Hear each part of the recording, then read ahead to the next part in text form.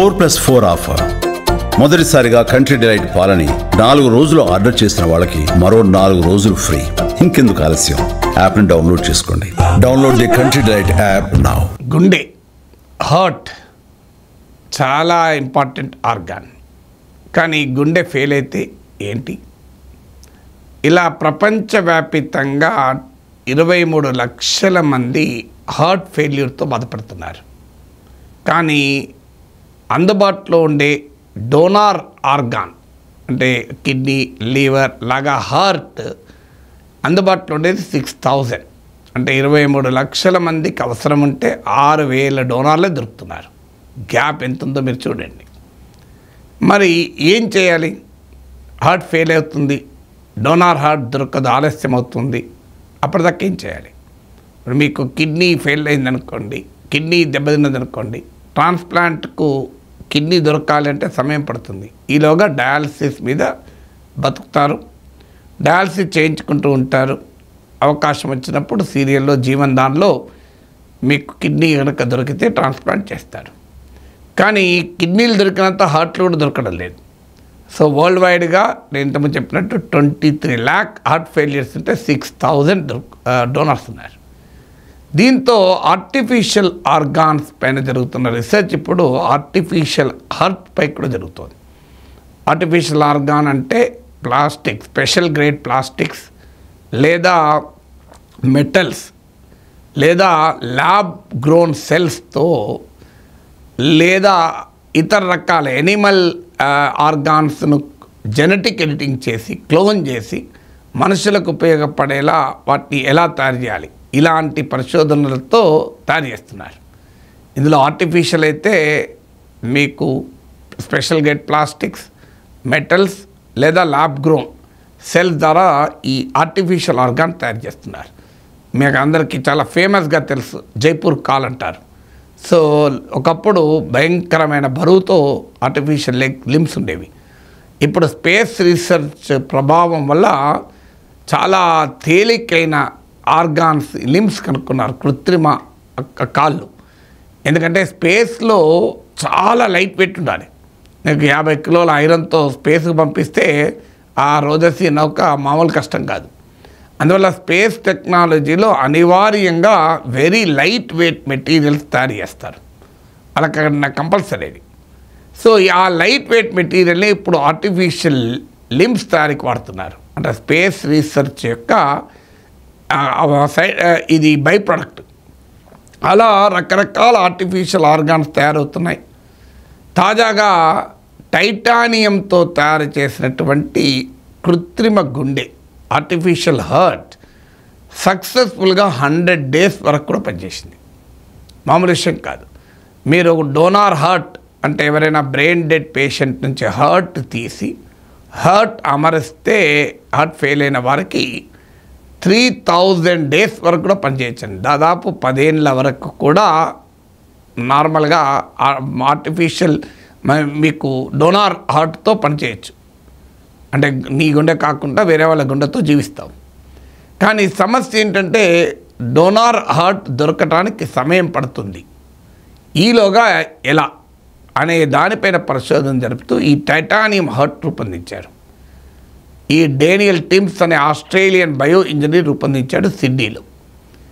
ఆ పర్సన్కు నవంబర్లో ఆపరేషన్ చేసి ఈ టైటానియం హార్ట్లో అమర్చారు.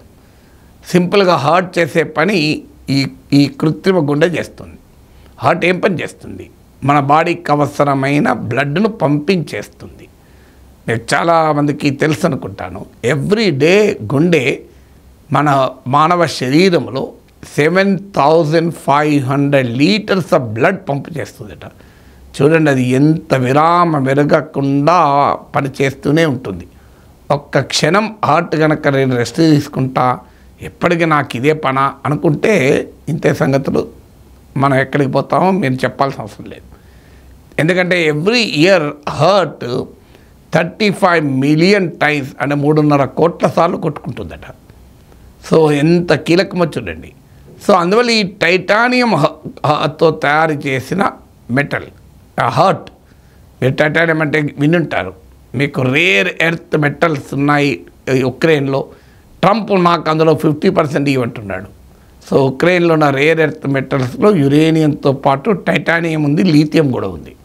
లీథియంను ఎలక్ట్రిక్ వెహికల్స్ బ్యాటరీలో వాడతారు, యురేనియంను న్యూక్లియర్ రియాక్టర్స్లో వాడతారు. ఇంకో టైటానియం కొన్న అనేక యూజెస్లో ఈ ఆర్టిఫిషియల్ హార్ట్ తయారు చేస్తాను కూడా టైటానియమే వాడారు. సో ఆ టైటానియంతో తయారు చేసిన హార్ట్ నవంబర్లో ఆ పేషెంట్కు ఆస్ట్రేలియా నుండి సిడ్నీలో అమర్చారు. ఫిబ్రవరి వరకు అతను హాస్పిటల్ నుంచి రికవర్ అయి డిశ్చార్జ్ కూడా అయిపోయాడు. మార్చ్ ఫస్ట్ వీక్లో అతనికి డోనార్ హార్ట్ దొరికితే అప్పుడు వచ్చి ఈ ఆర్టిఫిషియల్ టైటానియం హార్ట్ తీసేసి మీకు డోనార్ నుంచి తీసుకున్నటువంటి బ్రెయిన్ డెడ్ పేషెంట్ తీసుకున్నటువంటి లైవ్ ఆర్గాన్ను గుండెను అమర్చారు. సో అప్పటిదాకా టెంపరీగా 100 రోజులు పనిచేసింది గుండె. ఇది మానవ జాతి చరిత్రలో ఇంత హయ్యెస్ట్ టైం కృత్రిమ హార్ట్, ఆర్టిఫిషియల్ హార్ట్ పనిచేయడం ఇదే మొదటిసారి.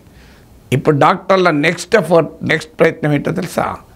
అసలు ఈ టెంపరీ ఎందుకు, అసలు ఈ ఆర్టిఫిషియల్ హార్టే ఎందుకు ఆల్టర్నేటివ్ కాకూడదు నేచురల్ హార్ట్కు? అప్పటిగా డోనార్లు, బ్రెయిన్ డెడ్ చనిపోయిన పేషెంటు, అవయవ దానము, జీవన దానం అవసరం లేదు.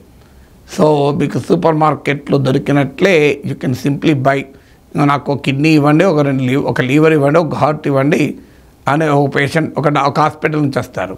ఇంకో హాస్పిటల్ నుంచి వచ్చి నాకు ఒక 4 హార్ట్లు అండి, 3 కిడ్నీలు, ఒక 5-6 లివర్లు ఇవ్వండి అని. అంటే 5-6 లివర్లు ఇవ్వండి, ఇప్పుడు 3 లివర్లు ఉన్నాయి, ఇంకా 2 తర్వాత సప్లై ఇస్తాం.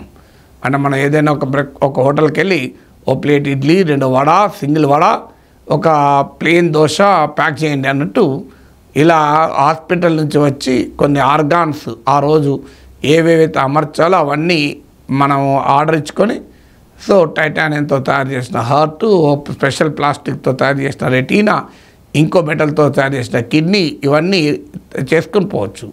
లేదు మనకు సో ఇంకేదైనా ఆర్గాన్ తయారు కావాలంటే ఆర్డర్ ఇచ్చి నెక్స్ట్ డే రేపు వచ్చి తీసుకోవచ్చు. ఇది ఎంతో కాలం పట్టదు. మీరు చూడండి, 50 ఏళ్ళ, 100 ఇయర్స్, 50 ఇయర్స్ చెప్పలేం, కానీ this is going to happen. అంటే ఆర్టిఫిషియల్ ఆర్గాన్స్ ఫ్యాక్టరీస్ ఏర్పడతాయి, ఆర్టిఫిషియల్ ఆర్గాన్స్ సూపర్ మార్కెట్లు కూడా వస్తాయి.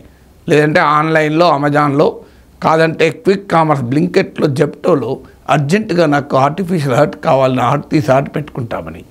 బహుశా అప్పటి వరకు సో రకరకాల ఫ్యాషన్స్ కూడా మొదలవుతాయి. ఎప్పటికీ ఒకటే నా హార్ట్, నేను ఒక 2-3 పెట్టుకుంటాను, ఒకటి అమర్చుకుంటాను, 3 నెలల తర్వాత కొత్తది మళ్ళీ ఇంకోటి కొత్తది పెట్టుకుంటాను. ఎందుకంటే మ్యాచింగ్, కలర్ మ్యాచింగ్ లాగా ఆర్గాన్ మ్యాచింగ్ ఉంటుందేమో. We do not know, marvellous science కాదా?